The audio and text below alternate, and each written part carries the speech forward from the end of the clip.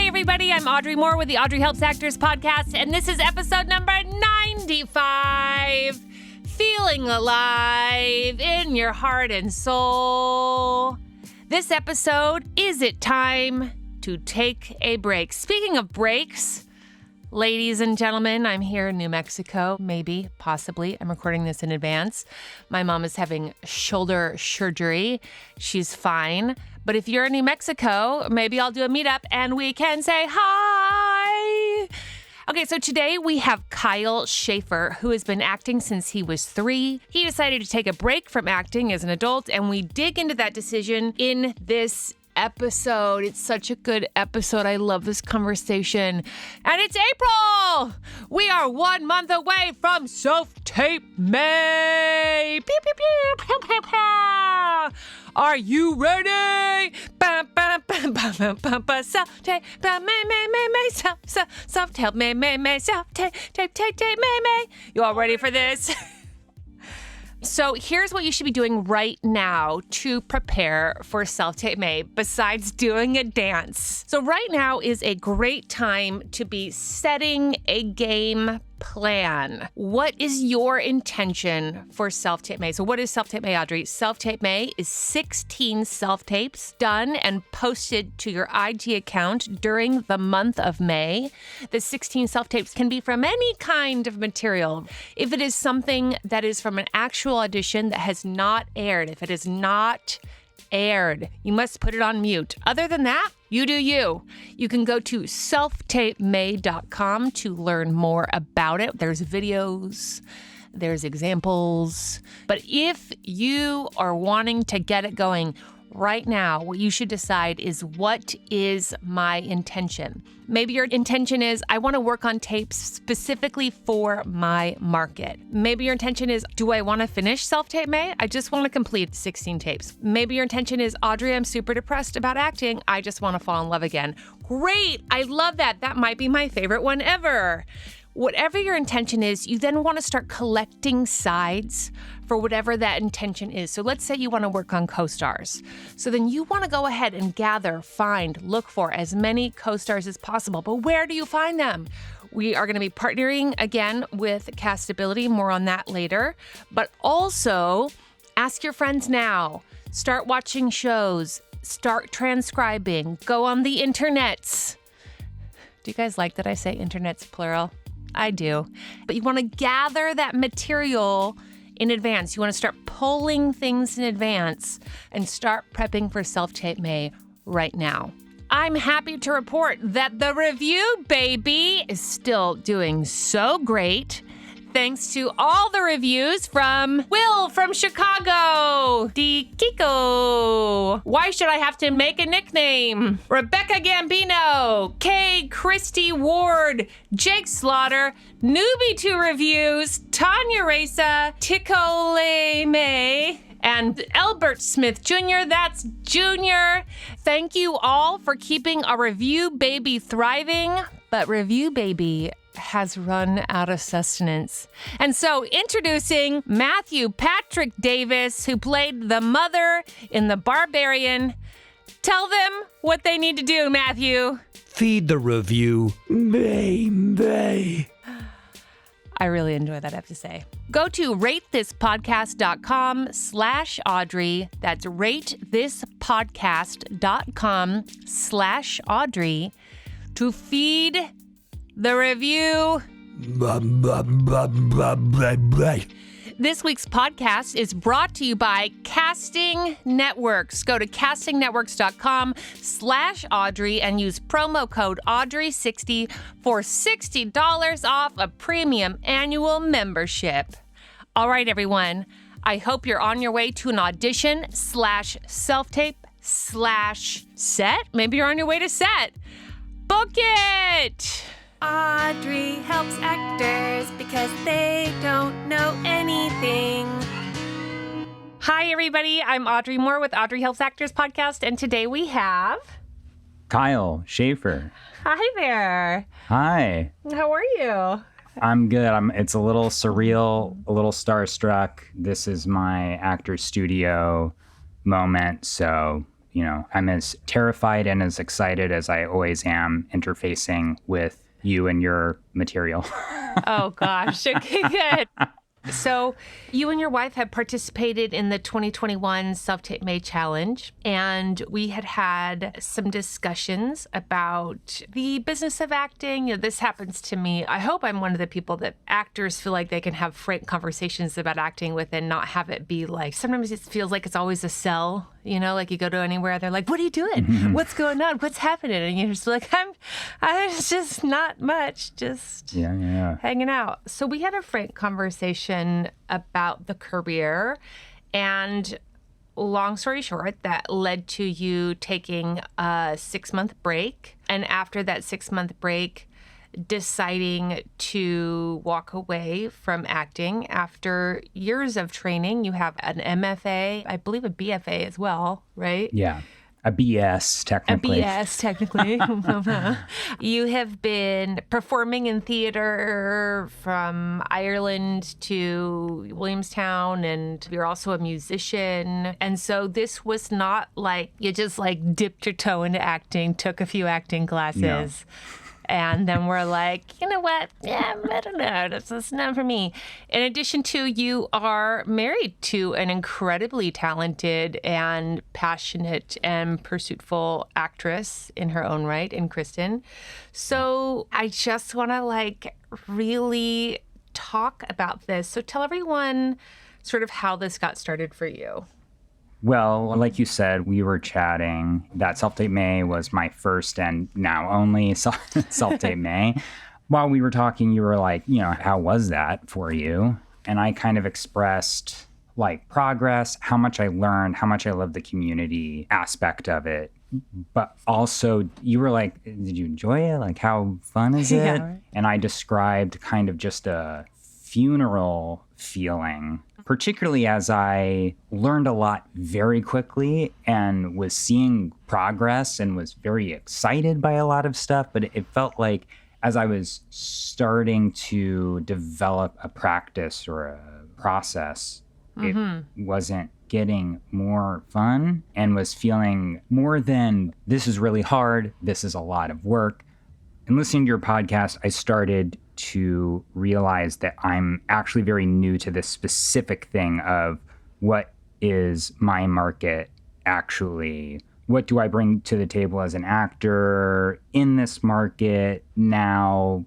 Comfort in front of the camera. I came up through theater and have been auditioning on camera, have taken classes on camera, but it wasn't most of what I was doing. So kind of realizing this was a very new thing to me and really starting to see through the range of tapes and Self-Tape May, watching everyone's stuff and seeing Kristen's tapes, coaching experiences, all of that sort of stuff. How much work was ahead of me, none of that was really an issue for me. All of us are hard workers.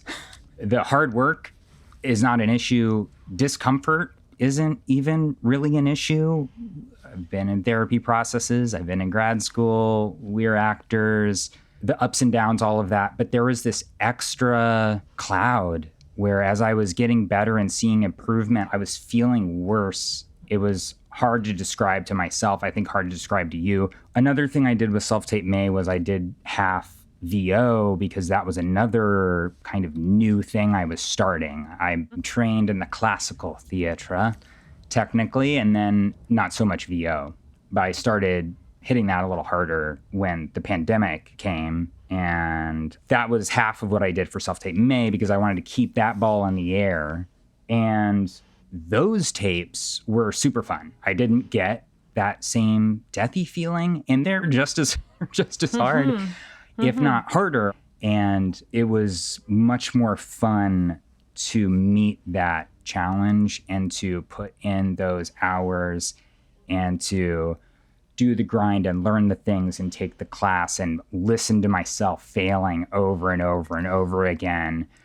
That felt like a process worth continuing. And the self-tapes, basically when I was talking to you, I had been kind of white knuckling through, I just got to get over this hump of it feeling uncomfortably new. And then when I expressed it to you, I just kind of released a little bit of I really don't like this.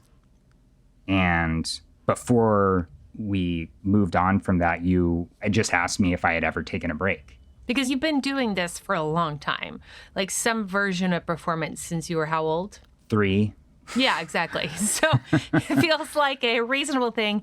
I think that for so many of us, we start at such a young age. And what I always try to tell people is the career that you were looking at when you were, say, 15 and dreaming of this acting career, the business model of the career of acting was in and of itself a completely different business model because things change so much and so fast.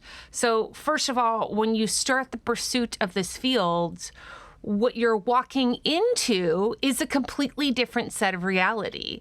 And that's challenging, even if you were to walk straight from your 15-year-old dreams into that exact same career, because of the publicity machine, because of the way that everything has to be like an incredible time and so exciting. And I loved being a part of this movie, and it was such an honor working with everyone. And all that stuff is so much an important part of the sell of our industry.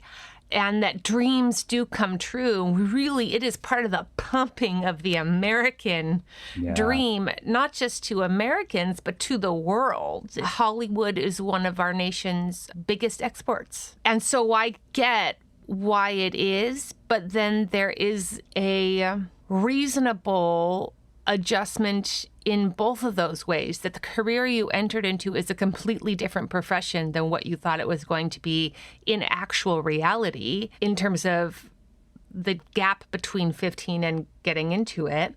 And then it's also a completely different reality in terms of like the profession, not the love of the work, not the love of the whatever, but like, oh, okay, if it's not theater and it's television, have I ever done that?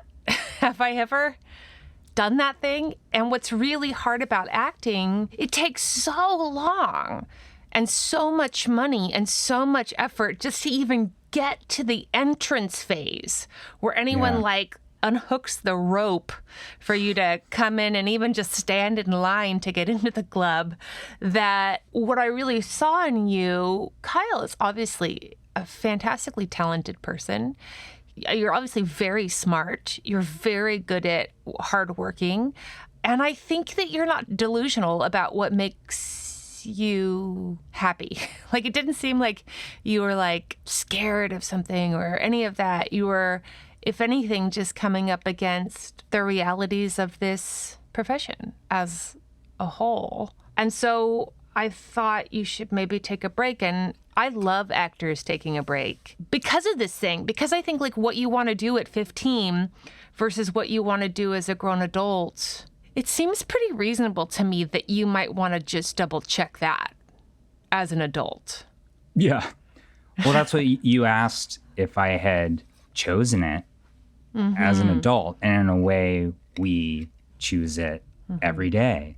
In a way, we choose it project by project, or as we enter a training program, or as we exit a training program, or as we change markets. But the one-to-one, because particularly I went straight through high school and college, still acting, straight into grad school, still acting, New York, trying to do the thing. There was no pause, there was no gap year.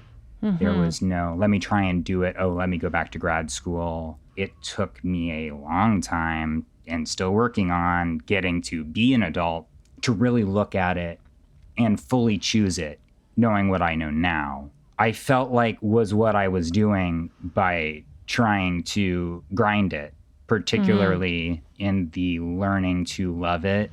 And I know that given time, I would be able to learn to love it, because with my will and curiosity, I'm willing to learn to love anything that's interesting to me.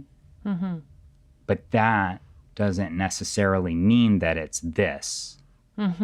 And I had a lot of questions And they were questions that I didn't want to immediately find the answer to. And I think that's ultimately why I thought, what a good idea to try without any expectations of, I need to take a break so I can come back to this fresh, or I need to take a break so I can be in or out. But literally to just go, I'm just going to take a break fully and not just get some R&R, not just chill it out, but really book out with the agents. I had just slammed through a lot of your podcast at the time and was like, ready to go. I was like, let's do it. I'm actually in. Just like you were saying, I've never really done the TV thing before. I'm starting to see this is where I need to invest if I want to get a return on investment. My casting is all over the place. I'm trained. I'm skilled. I'm hungry. I even have experience and knowledge, and I have resources. I'm not green. And at the same time, I'm very new to this thing.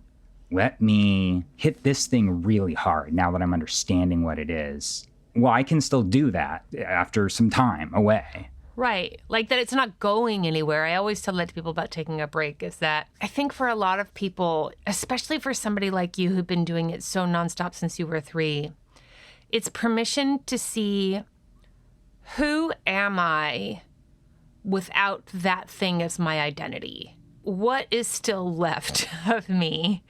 And similar things like with breakups, right? You're in a relationship with somebody for a really long time, and then you are suddenly not with them anymore. And you have to remember, like, what is the food I like to eat, not we like to eat? What is the music I want to listen to, not we listen to in the car? Or even moving away from home. Who am I without my parents or my family and whatever that culture is growing up to this new place that I'm living? A lot of times people get fired from a job or they get laid off maybe for whatever reasons, and then they realize how much drama was in their life based off of this job. And they were like, it's a fucking job. Like, I was waiting tables.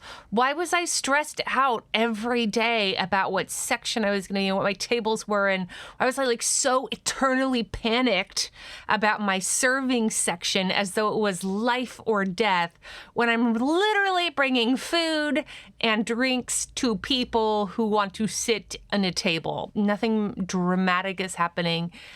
And I don't know, there's something about the shaking off of all the bullshit of the obligation to something, and see sort of what about all of the turmoil is just momentum, and what about it is like worth the turmoil. Do I really love that person? And now that I'm not with that person anymore, I realized that I had all this turmoil and I took for granted all these things about this person or this job or any of that sort of stuff, any of those separations. Or I really do want to live back home. I realized I was just sort of running away from home, but actually I really love this small town or this other town, and it may not offer other things, but turns out once I've experienced this other world, back home is actually pretty right for me.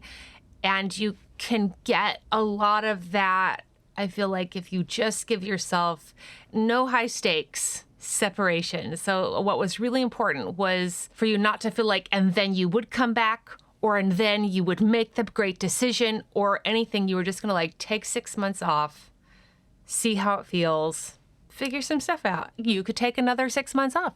There's no rules. You could take 2 months and then be like, I'm all in. 2 months was hell. I'm in. I'm deep, you know? And that's not what happened. So I'd love to talk to everyone a little bit about the logistical process, because there are people listening who want to take a break, who are going to listen to this and think like, I want to take a break. And they are afraid of all of the same things that you were afraid of. And some of that is logistical. I really am excited to talk to you about being married to such a talented and passionate actress, when you are then thinking about like, hey, acting buddy. Self-tape partner. Yeah, hey, self-tape partner. What up, what up, what up, what up? I imagine that's hard. I think a lot of people have a very hard time thinking about these decisions because there's a loss of feeling of like your community your connection to people, all of those things. And then also this ever-ending rumor that the moment you try to take a break, your series is going to call you and tell you, like, we just have one more tape for you, buddy. And then it's the job, and it's Orange is the New Black, and you're Uzo Aduba, and you've never booked in television, and now you're a bajillionaire. So tell everyone about the logistics. We were chatting on the phone. We get off the phone, and then what do you do next? Well, I had to reel a little bit because I wasn't expecting that conversation to go that way. But I would say I pretty immediately felt sure that I was going to take a break. In fact, you didn't even suggest a break. You suggested that I think about taking a break. You said, I think you owe it to yourself to consider taking a break. So first thing I did was give myself almost a month to even just think about taking a break. Great. So I was still auditioning a little bit in that time and thinking about what it would entail and taking a lot of walks. Yeah. Re-listening to your kind of what I call the quitting series, the beginning of your podcast, kind of re-listening to some of that, just kind of feeling my feelings, thinking my thoughts, talking to my lovely, supportive wife who knows me very well, who knows very well what the business entails, knew what I was up against, and then made that decision. I kind of was like, what do I have to gain one way or the other? And I kind of had everything to gain by taking the break and kind of nothing to gain by just doing the same old, and kind of nothing to lose in a way, because I'm not riding the dragon of some career that was about to pop off. I didn't have a lot of fears of then HBO was going to call, because HBO didn't know I was around. So it felt like a good time to have a transitional moment. So that process took a month. That took a month. And then after that, you decided to take a break. And what made you think like 6 months? What was the 6 month? I mean, there's the thing that if I'm back in 3 weeks, the AHA police aren't going to come get me. The acting police aren't going to come get me. It's my own journey. 6 months feels like an incredibly long amount of time. But is also kind of a blip in a lifespan and in a career span. That's half a year. That's a lot of, could be auditions or could be working on my career. That's a lot of time out of the grind. How am I doing this? How am I propelling myself forward? Scarcity mindset of doing the thing. 6 months felt like a long time. So that felt kind of appropriate as far as really giving it a go. It just takes so much space. And it's not a thing, particularly with it being core to my built identity, as you were saying before, and from such a young age, very slowly developing from a very young age, adding on all these pieces as I'm growing up and never being away from it. It is an identity death. It deserves at least 6 months. It deserves at least 6 months, and it's going to take at least that amount of time. And in my experience of the 6 months, it took that amount of time to even start to settle. There are things that out of the gate, I felt excited, interested, scared, felt like an acting class breakthrough of I decided to take a break. And people were like, ooh. There was a lot of support as well, and it was this exciting thing. So not to downplay it, but also my Leo self, the acting ego was like, I'm taking this break, acting is going to miss me. Like, watch this. Then I was like, oh, I actually have to tell my agents I'm taking a break. I can't just decide by myself in my room. Like, I need to actually book out with my agents for 6 months, knowing that I may be dropped, or the opposite, I may get the best auditions of my life. Everyone's really scared to have this conversation with the agents, that the agents are going to be like, Kyle Schaefer, you shall not take a break. And you're like, oh, I'm so sorry. And in my experience, the agents that are of a certain caliber are used to dealing with talent that are booking and at a higher caliber. They're very used to this. Actors taking a break, it's a thing. It's a real thing.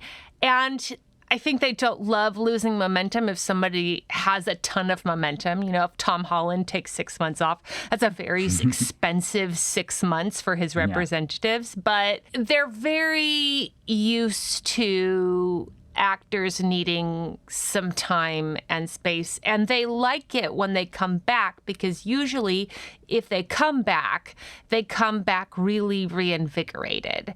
I always thought burnout was just like I failed to schedule my life properly, and so now I'm just tired all the time.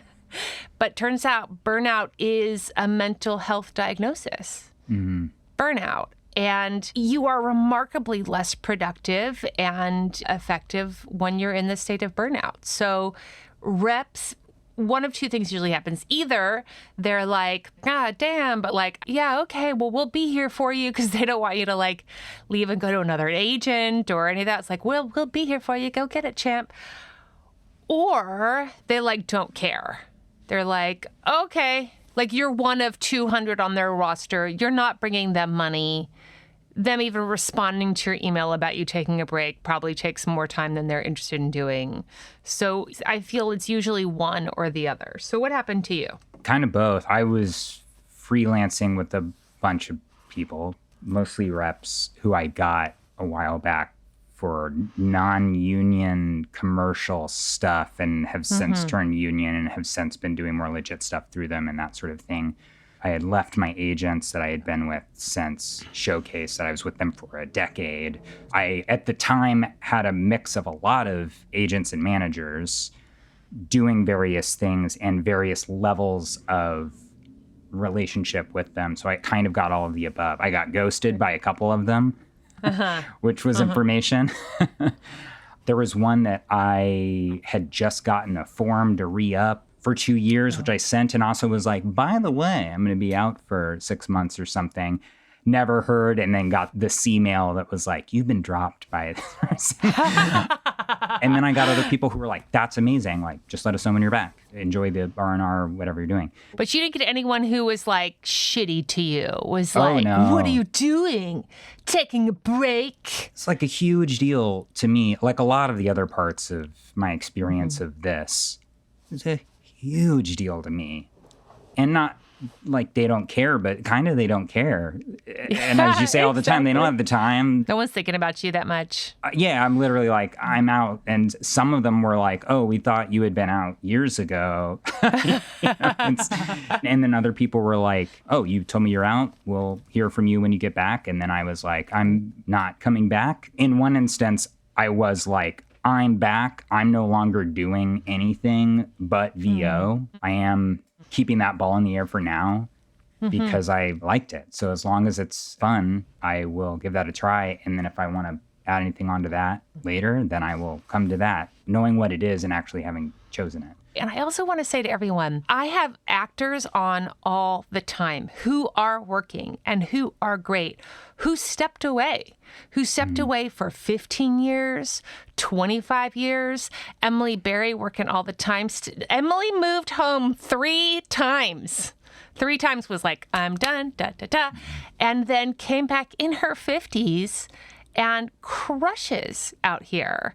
So I'm always like, it's not going anywhere, not to allure anyone, but simply to say, like, the decision will change you, but it is not permanent in the sense that it's not like you would move to another country for amnesty and never be allowed back into your old country. You're not seeking political asylum. You're just like, hey guys, just gonna explore something else. So then you contact your reps, you begin this process of discovering if you have an identity outside of acting.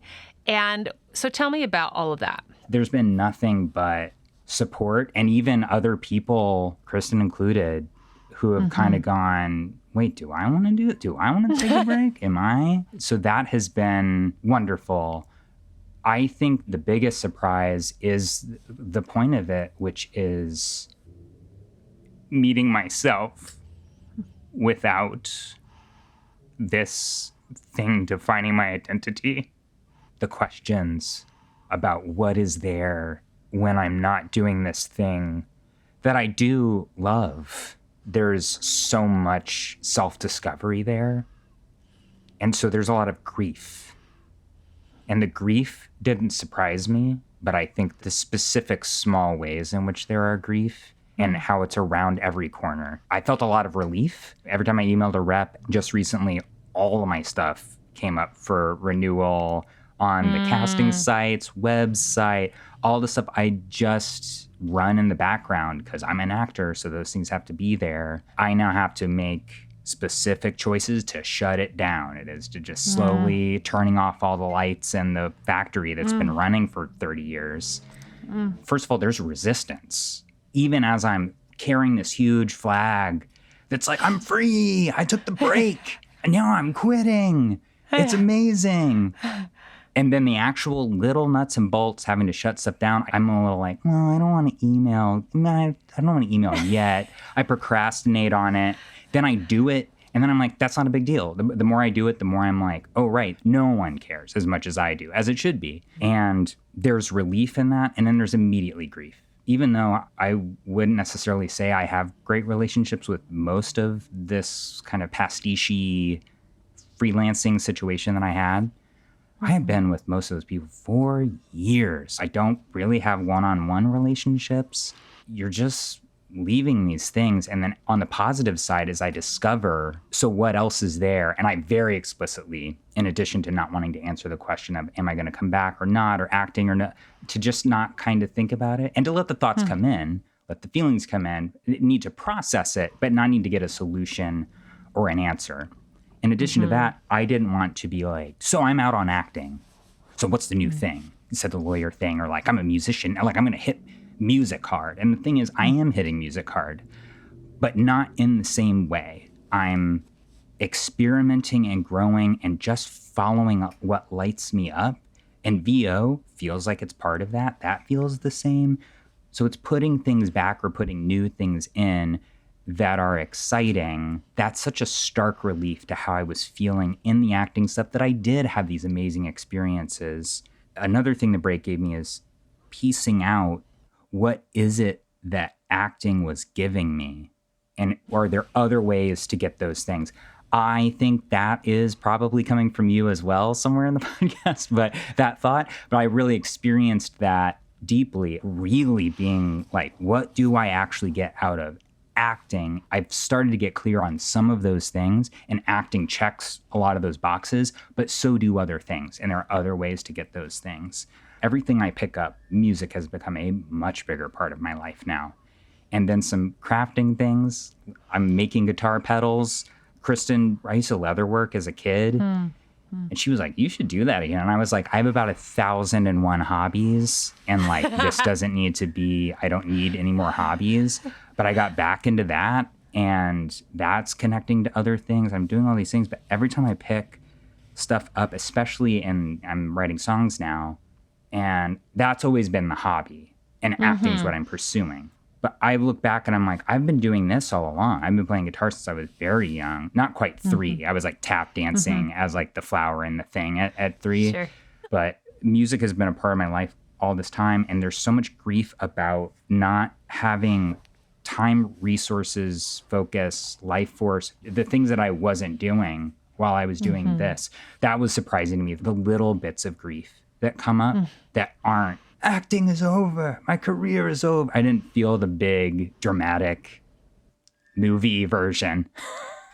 Yeah, even if I just think of the grief process in general, I feel like there are moments of the dramatic version. And because of an interest of time, we showed those moments. But it's a lot of little paper cuts is what I experience. A lot of logistical things that are like, God damn, didn't think that would feel weird. I'm just really interested in normalizing it. I'm so passionate about it because I don't know how many lives we get in this universe. We don't know how much time we get. I think you should do acting because it's really enjoyable.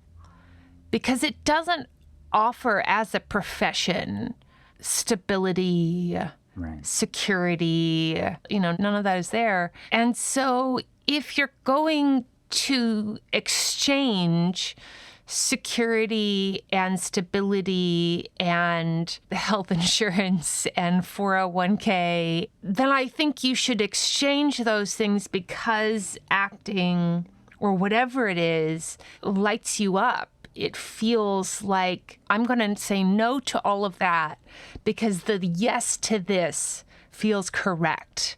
It doesn't mean it has to be happy go dandy all the time, but it still feels like, yeah, this is it. This is what I want to do. One of the great tragedies to me is how many people I know who really don't want to do this anymore.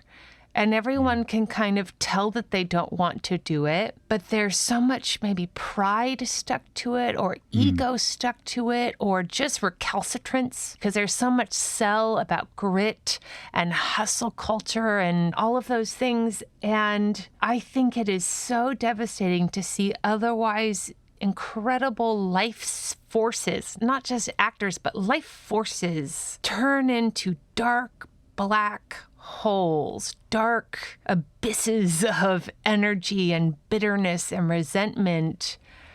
And I think, for what?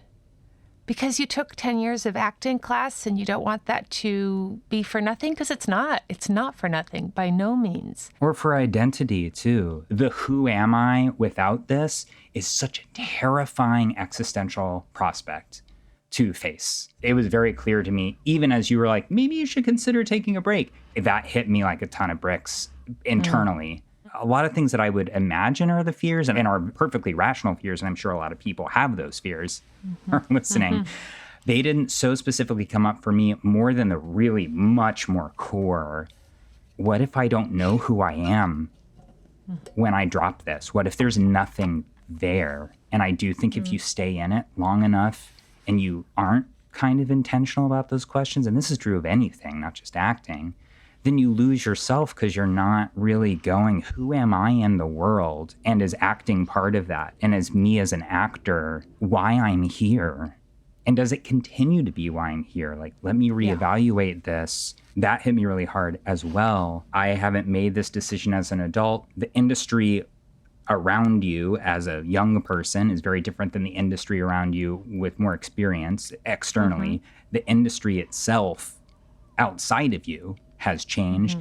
And then you yourself have changed with life experiences. Some of my friends who have had some things that I would point to as external success, Broadway, HBO, whatever, get to the thing and express what you talk about on here a lot of, this is not what I thought this was, or is, oh, this what this is? This is it? This is all it is? And it's different. And you have to grapple with that, and you have to come back and be like, who am I now? And that's going to be different than who I am tomorrow. And that's going to be different than who I am when I book the thing, or who I am when I leave and do something else. Another thing I think was surprising is how quickly I was like, I'm good. Just kind of stopped thinking about everything. I wasn't super stressed about it. I wasn't super overwrought about it. I just kind of got into life. There's so much to discover in the vacuum of what that was creating that I wasn't even aware of. And then part of the surprise is I have probably felt more confident as an actor. I don't feel like I failed or anything. I'm kind of like, I have a lot to offer. I do have a few friends who are like, you're really good. Yeah, because I just want to be clear with everyone. Kyle is really good. Turns out if you start performing when you're 3, and then you train, and then you train, and then you train, and then you perform, in addition to, and this is not for nothing, an intensive musical background, which is exceptionally valuable for theater, for television, for understanding tone, flow, hitting beats, making sure there is space between the notes. It is so, so valuable. And that's part of why I really wanted to talk to you, is it's because that's very real. I just want to normalize it, because I do find that so many of the people that I am so passionate about as actors, as talents, they hold on because they know how good they are. But they are so miserable. They are so upset. They are so angry and bitter and sad. Just like the industry doesn't go anywhere, my training's not going anywhere. My talent's not going anywhere. Right. Like you said, about 10 years of acting class or whatever. You're not going to forget that. Rustiness is real. What do I plug into what in my self-tape setup? If I came back 2 years from now, I'm not going to be jamming that out. But it's there. And in fact, it's there in a purer and more unencumbered way with actually intentionally choosing it. And I lost that a little bit, I think, going step by step. I was always choosing what was right in front of me and looking ahead to try and shoot for things. But you asked me, have you ever considered taking a break? And I was like, never crossed my mind. Right. I have the I'm going to quit thing that we all feel. But the actual just a break. It's literally just a break. Yes. But wait, Kyle, you thoughtful, kind, talented human being, you. Wait. I have to interrupt you. Help me. I need some help. And now it's time for listener questions. I'm so scared. This listener question is brought to you by Casting Networks. CastingNetworks.com/Audrey. Promo code Audrey60 for $60 off a premium annual membership. This platform has more high-quality roles that are booked than any other casting service. Did I just get a nice hefty check in the mail from a job I booked on Casting Networks? I sure did. Thank you, Casting Networks.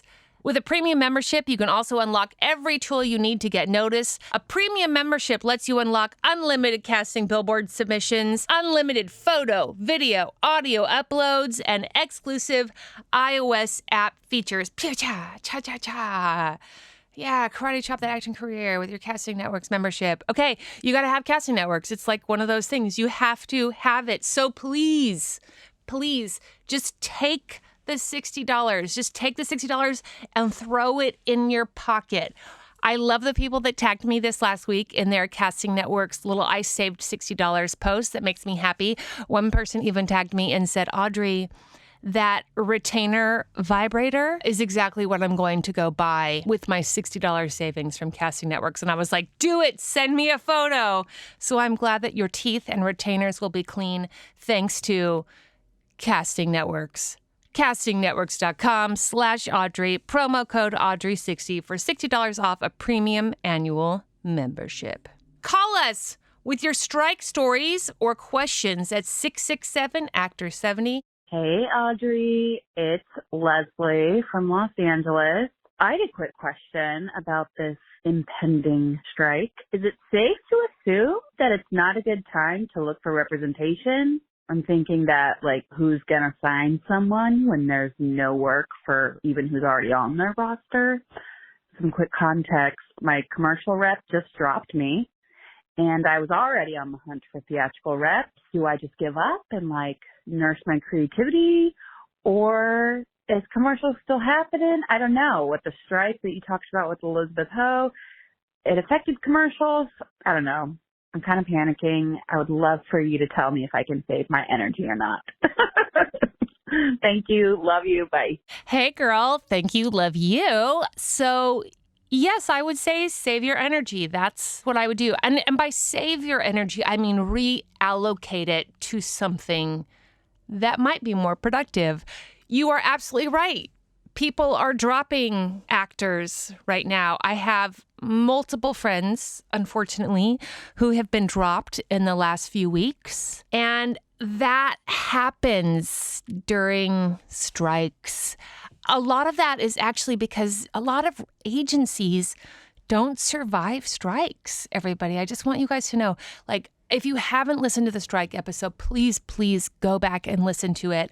I know that it is a scary thing to listen to, but I just want you to have all the information so that your expectations are set at an understanding level. Because when I was going through the strike, everyone kept being like, it's a strike, it's a strike, it's a strike. And I just thought everyone was being a deflecting jerk, maybe I was being the jerk. That's probably more realistic.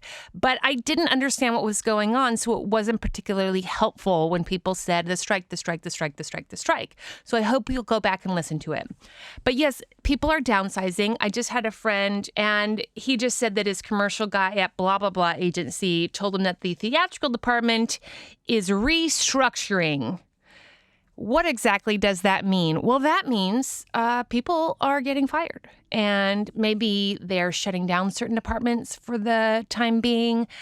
I mean, why keep paying agents if you're not going to have them earning any money? And so does the agency just fire agents and save that money until the strike comes back and then hire new people again? Yeah, I think that's probably going to happen / is already happening. So I don't think that right now is the most productive time to be seeking out new representation. But now is a fantastic time to be making contacts, building relationships.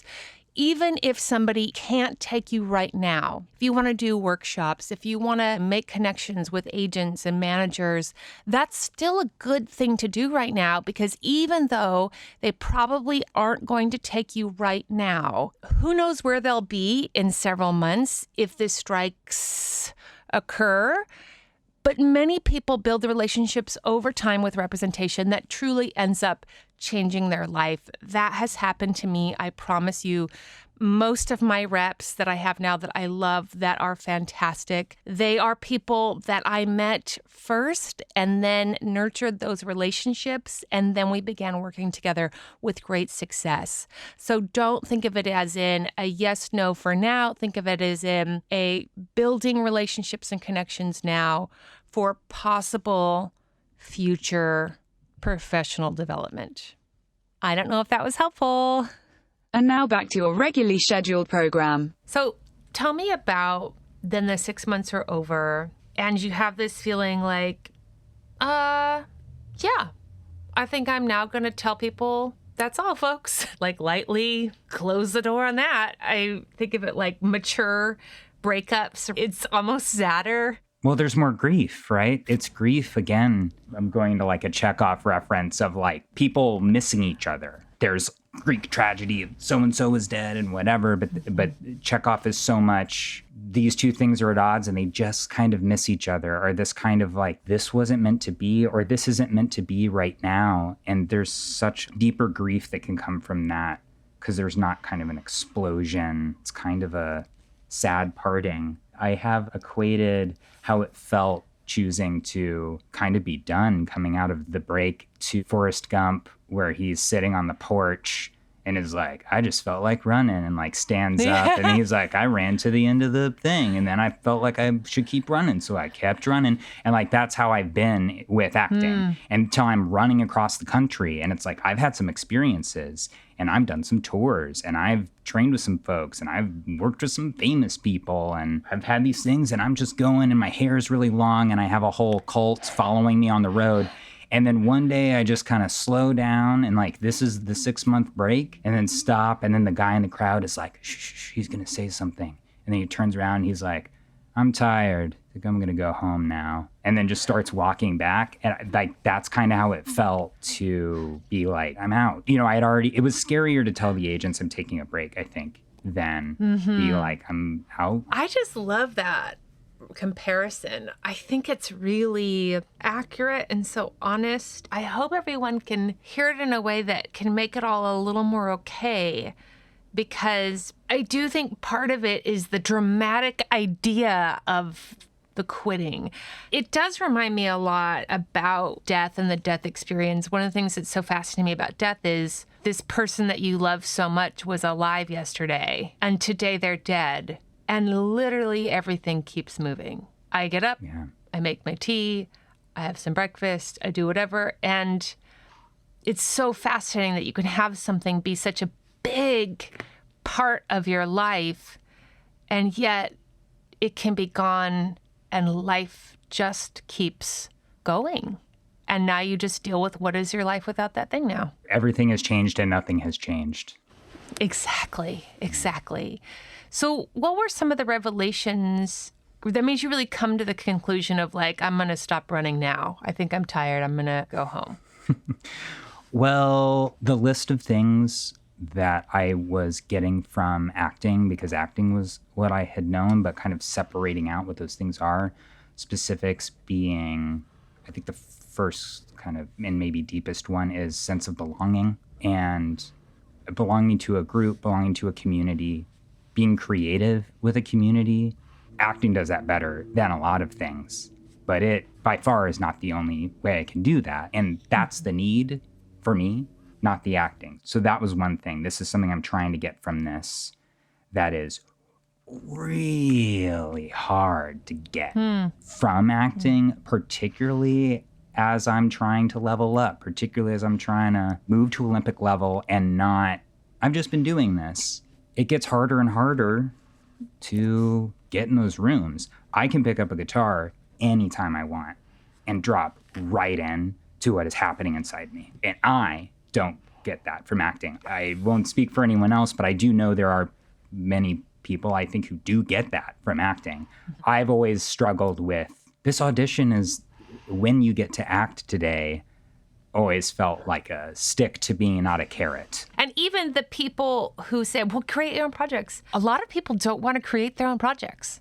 A lot of people like the acting. They like working on the acting, showing up and doing the acting. And creating the project doesn't excite them. I believe the grief counselor whose name I was going to look up and didn't quite get to it, who I think says there are 10 things you can do and acting is one of them. And if you do acting, you can't do the other 9, but you can do the other 9 and not do acting. And that just rang so true to me, even though it was very challenging to me the first couple times I listened to it. I'd say maybe the other thing in addition to I can get some of these things elsewhere was I don't feel like my acting training was a waste of time. I've gotten to do a lot of cool things. I'm very proud of a lot of my work and my theater company, and I don't have regrets there and things. It's like, what if I had done something else? So then I'm like, what am I actually scared of losing? And if someone just calls me up and is like, here's your Academy Award and here's your series and here's your whatever out of the blue, I'm like, I'm back. And they're like, you're famous now. Am I excited about that? Brought up all sorts of complicated stuff where no, I'm more kind of terrified and anxious. And I kind of was like, I don't really have a dream about this. There's wanting to belong. There's wanting to create. And what are other ways I can do this? And then the other thing is, but with external success, I could point to some things. And who am I pointing to that for? And if it is for me, let me examine that and let me see if that is a path that is worth fighting for. I see that and I hear that from you a little bit when I'm listening. It's like, Emmys is the dream. I came out and I knew I was an actor, this sort of thing. That didn't feel true for me. So then I was like, who am I trying to impress? And it is mostly dead people at this point. To be very dark about it. But like, my dad is no longer around to be like, you made it. My mom loves me deeply. No matter what I'm doing, she's going to be proud of me. I'm not trying to impress her. The head of my department died tragically very young. My friend from college, there's a huge list of just personal loss, but also just people that I wanted to impress. Not even professionally, just my peers, to kind of make certain things worthwhile, certain experiences in college, certain things in grad school, to really be like, you took a chance on me at these times. And I feel like it's always been clear to a lot of my mentors and a lot of my peers that I have something very deep to offer, but had trouble finding it and expressing it. That is my artist journey, whether I'm acting or not. That is showing up in the music. That was definitely showing up in acting and will continue to be if I'm back, or would have continued to be. That is just my artist journey of how do I line these things up and share them. And I'm very comfortable with all that, whatever I'm doing. But I do have this thing where I want to be like, you took a chance and here's the payoff. I don't want the Oscar speech because people get to watch me give the Oscar speech and I'm dressed in the awesome suit. I'll take the awesome suit. But to be able to thank all of those people and be like, you helped me get here. But those people aren't around for that. So that is my work, personally and spiritually, honestly, to kind of give that to myself. So I was saying it wasn't about me, it's about these other people. And I think I've come around to, it is actually about giving it to myself, defining it for myself.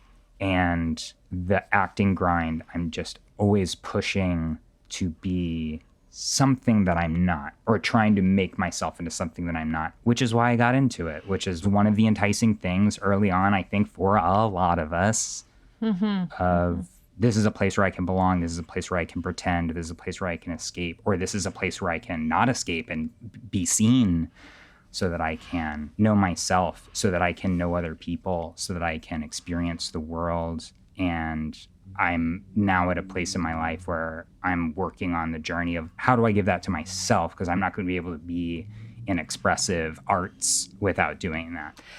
I love so much about what you just said. I mean, first of all, I just want to say I am so glad that we are having this conversation, because I know that what you are doing is very courageous. It is to me, remarkably courageous process. And I also love that you're acknowledging the grief of it while also acknowledging the interests and possibilities of it, that there's this duality of what you might be letting go of, but then what you then now have the time, energy, money, freedom to explore, experience, awaken to. Yeah. That reminds me a lot of moving. You know, I've moved across the country several times. Every time I move across the country, like, I discover all the incredible restaurants and shops in my neighborhood that have been there the whole time, but for some reason I just couldn't see them. And there was like a little sense of like, oh, but all this stuff I haven't still explored that's been here the whole time, but also this other place I'm going to experience and these other people I'm going to meet along the way. And I really love your ability to articulate authentically what it was that allowed the unhooking for you, if we think of it like a codependency, that allowed you to gain some autonomy, which is only healthy. I've had a lot of codependent uncoupling experiences in my life, and they are usually painful up until the moment of uncoupling. And then once I've uncoupled, I've been like, oh my God, that is so much better. Like, I didn't realize that was an option, and so much healthier for everybody involved. So I really love that. I really appreciate your willingness to be in it and not to have it all figured out. I'm so tired of, and then let me tell you about my 6 months off and then how I'm awakened to like my new life path. And now I'm making 6 figures a year because I was able to see the magic of my life. It's like, I'm just so tired of sell. The experience is clunky and it's messy and beautiful and relieving and grief-stricken and wondrous, and it takes its time. And one thing I want to ask is, to what degree do you feel that this decision to take a break had to do with the realities of understanding the cost of being an actor financially versus the return of being an actor financially? And does that at all weigh into your experience of like, wow, that would be a lot of investment that I would have to go into, and not being 22 anymore? Everyone's fine to be broke at 22. I just want to say, nobody cares. We're like, I'm out of college. I'm so fabulous. I am broken. It is fun. And then it gets old. I remember thinking like, at 24, if I'm wearing like clothes from the thrift store and I feel like I'm so hip and blah, blah, blah. And then I hit this age turn where it was like, now I just look like I can't afford clothes. It's no longer like hip and cute. Mm-hmm. It's a little sad. Mm-hmm. So what about money? I have a day job, quote unquote. I'm a word processor legal assistant at a global law firm, 24/7 law firm. I got that job to get out of bartending. It's actually an excellent job. And then with the pandemic, it went full remote, which was an additional help because there's no commuting. Now I'm at home. Now I have studio space, and I really am just able to put all that stuff together. So yes, I still have that job. I've gotten a little more comfortable telling people that's what I do. I don't get the what do I do question so much, but I'm an actor, and then the day job, and then it's like, oh, this is the day job. I'm a little more comfortable being like, this is what I do for money. It's just for money. It's for money and it's for flexibility. And around that, I can meet up with friends. I'm going to concerts. I mean, just stuff that I haven't been able to do for decades or ever since coming here. Yeah. So that's that. I'm definitely in the pandemic camp of, I was like, yes, let's stop. Like, let's all stop and collectively figure out what's new. Because late stage capitalism is crumbling. We are in an increasingly unsustainable world, environmentally, racially, economically, socioeconomically. There's all these issues. This is the world going, let's all stop and try to figure out how to get in right relation with our world. We're all reinventing. So that I've been extremely fortunate to have that job, that quote unquote side job that is now the job, to have that work stability, to have that flexibility, and to have that paycheck, along with Kristen, my lovely wife, and our communication around finances and structures we've set up for our life, safety net, all of those sorts of things. All of that has really let me go, so what else is there? And not have to stress about what is the job, where was the money coming from. It was liberating to be like, oh, I'm in the same position. When I was really pounding the pavement as an actor, I wasn't making any money as an actor. Now that I quit, I'm still not making money as an actor. So like, again, like with grief, everything has changed and nothing has changed. And that's an internal shift where I go, oh, and actually become way more grateful for the job that I have, and then become much more intentional about my use of my own creative time. Hit you with another surprise on the break is I was like, now there's all this time. Now I can do anything I want. That is false. I was like, I'm just as busy as I ever was, and I'm not doing anything. It is wild how the dance card just fills up. The bills are still there. The meetings, the hobbies take a lot of time and resources. What I love about it is it feels like in the willingness to let go temporarily of this thing, we can think of literally letting go of something that was in your hand. And you just been holding on to it since you were 3. You just like kept holding on to this thing. And the willingness to let it go, you're able to explore a artistically and personally gratifying life.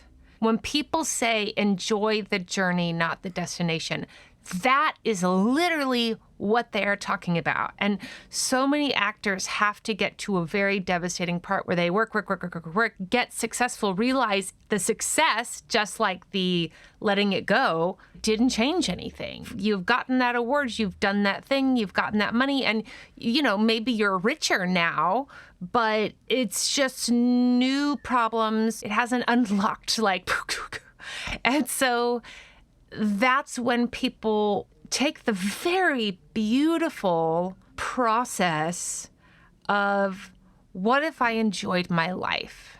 One of my mantras that I'm always reminding myself of is the only thing that matters is my experience of this life experience. Because I'll get so twisted in a accomplishment of something or a goal, and it's crushing my experience of this life experience. And if I just do exactly what you did of like, let it go and remember, oh, the only thing that matters is that I'm enjoying this life experience, then I loosen up.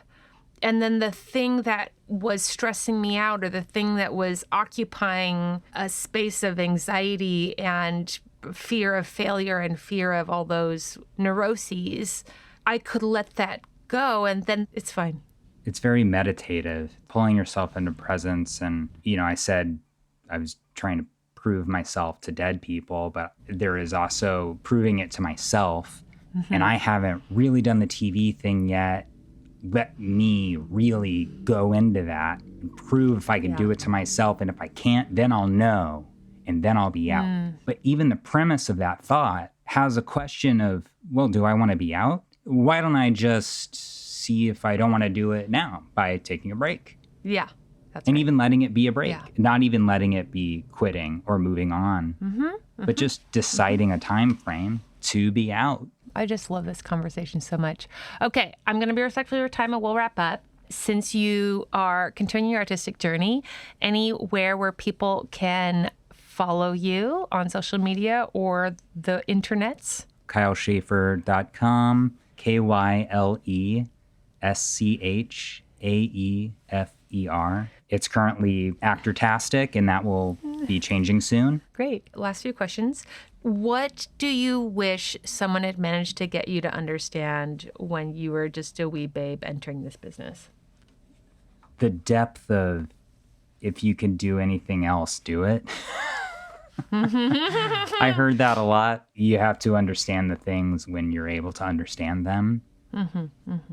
I guess, as many people say, I wish I had had something like this. Just starting with reality and transparency from the beginning. And you don't have to start with this is where you're going to get effed in a contract when it's undergrad acting 101, but also not perpetuate delusion in the guise of the dream or inspiration. Yes. There's plenty of inspiration in the texts and the work in the community. Every teacher said to you, only 2 of you are going to be doing this in 20 years. Every teacher told you that. So you knew that it was true, but I couldn't wrap my head around it. And you know what's so interesting?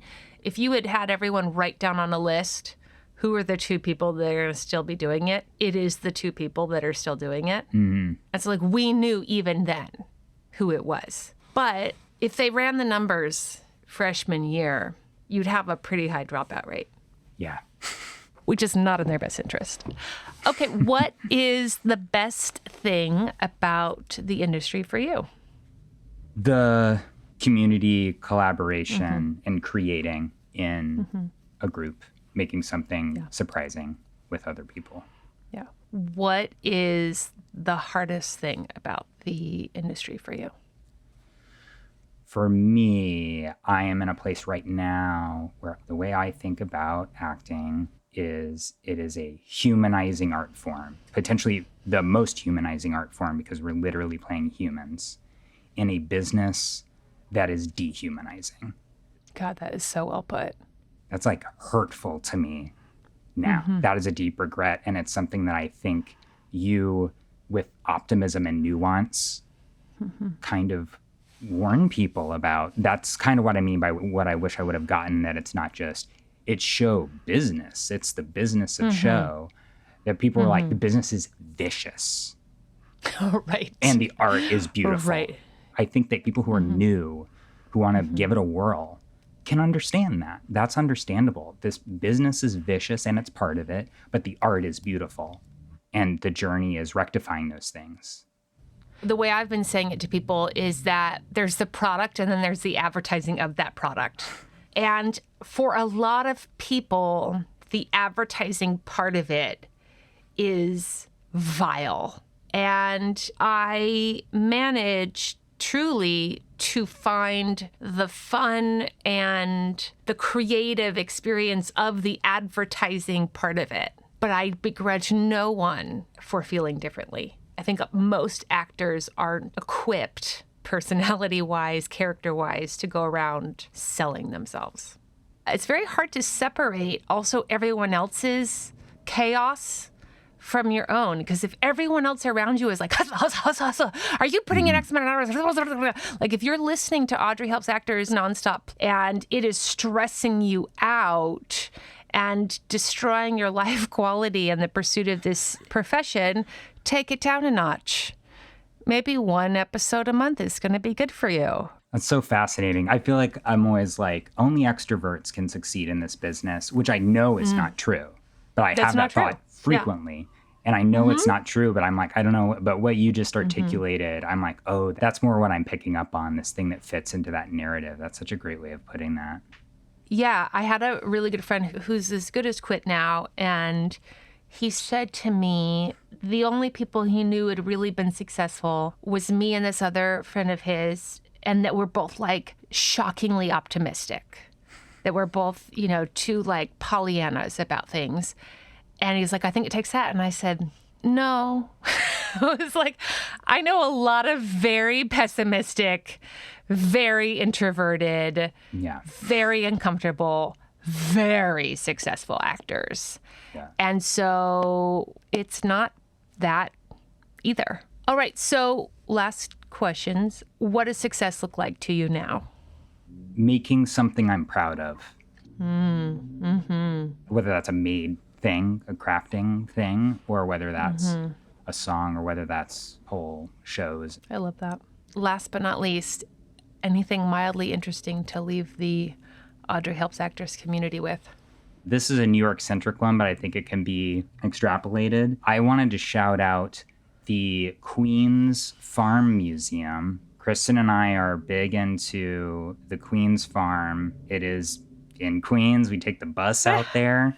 It's the oldest operating farm in New York State. It's been around for over 300 years. They've got pigs and sheep and stuff. They have all these festivals. They have a powwow and they have sheep shearing and Halloween stuff. It's a lot of fun. I did quickly Google LA urban farms. If you're in New York or if you visit New York, it's definitely worth a go. It feels like a vacation, but it's very close. And it's just so interesting. It's not out in the country. It's apartments, farm. It's very exciting. It's very fun. And yeah, regenerative agriculture is the way forward. And there's a lot of cool people doing a lot of cool stuff, even in urban areas. So I just wanted to shout them out. Love that. Okay, we will put a link to that. And I just want to end with anyone, if you're new to the podcast, if you're considering a break, if you're considering the positives and negatives of maybe stepping away from this industry, the first 5 episodes of this podcast, we discuss this. We go all the way from number 1 to number 5. We have people who leave and come back. We have people who leave permanently. We have all kinds of people talking about all sorts of things. There's also a really great episode with Laura Spencer, who did in fact move on to therapy, I believe, and psychiatry in her professional pursuit. And she was extremely successful as an actress. And I just really want to thank you for your transparency, for your articulation. I feel this is just a really beautiful gift of an episode to the whole community, because you are so willing and self-aware to be able to communicate all of the ins and outs of this experience. And, you know, I'm such a big fan of you and of your wife, and I wish you both nothing but the happiest, fulfilled lifetime together. Thank you so much. It means so much for you to have me on, and your generosity and your transparency, I can't say it any less than, has changed my life very clearly from this episode and continues to. So thank you for all of your work. That means so much to so many people. Well, I appreciate you. I will let you go on with your weekend. Have a beautiful weekend, and tell your wife I say hello, okay? I will. Thanks, Audrey. Next week on Audrey Helps Actors, we have got our favorite therapist back, Lee Hall. Lee Hall, if you want like a sweet hug to your soul, this next week's episode is going to be that. So thanks so much, Lee Hall. I look forward to it. And shout out to Kyle Schaefer. Thank you, Kyle. I hope you're doing fantastically in New York. I love this conversation, and I'm so grateful to you for showing up emotionally, spiritually, and vocally to have this convo. This episode was produced by Jesse Lumen, my husband, still so handsome. He gets older and gets better looking. Fuck that guy. This episode is edited by Taylor Martorana. That's Taylor Martorana, ladies and gentlemen. He's very talented. This episode was mixed and mastered by Thomas Snodgrass. Show music by Ari De Niro. Theme song by Aalok Mehta and 108 Hill. And Review. Bye. Matthew Patrick Davis. All right, everyone, don't forget your towel. Thanks to Casting Networks for sponsoring this extra question. CastingNetworks.com/Audrey, promo code Audrey60 for $60 off a premium annual membership. You're already sending me photos of the things that you are buying instead of spending that $60 on casting networks. And I love every part of it. When you save $60 as an actor on a service that is a part of your professional requirement, my heart sings an angelic song. It sounds like la la la la la la la la la la la la. Happy toilets. That's how my heart feels when you save $60. Hi, Audrey. My name is Alnisa Petty, and I'm calling from New York City. I am a huge fan of your podcast. Every time I find myself in an active funk, I always listen to it. So thank you so much for the work that you're doing. My question is in regard to agent commissions. I have been in the industry professionally for 10 years now, and I've always had commercial, but it's only been a year and a half that I've had legit representation. And even though I have reps now, I still am self-submitting and booking my own work. My question for you is if I should pay my agent out if I book something on my own. And when I say on my own, I mean that it was a direct self-submission through a casting director that I have my own personal relationship with. And even if it's not explicitly written in the contract, should we still be paying our agents out? Hi, New York. I really love this question. The word should is a very interesting subject. We talk about shoulds a lot in the episode we're having with Lee Hall. Here's the thing about shoulds. I would say there is a few things to discuss. A smart business practice, and then your personal ethical stance on it. So my personal point of view is that I pay people out. I just pay my people. They are working really hard, and I think it is good business that if you have built a relationship over time with a casting director and then you book a job through that casting director relationship and not by way of the agent with that casting director relationship, I still recommend paying the agent out, and here's why. When you join a business partnership, that agent is also bringing relationships to the table, and those relationships are going to get you opportunities that will result in jobs. And so for me, I've only had really great luck in that when I gave checks to my reps, whether they got me the job or not, it always adds to the momentum.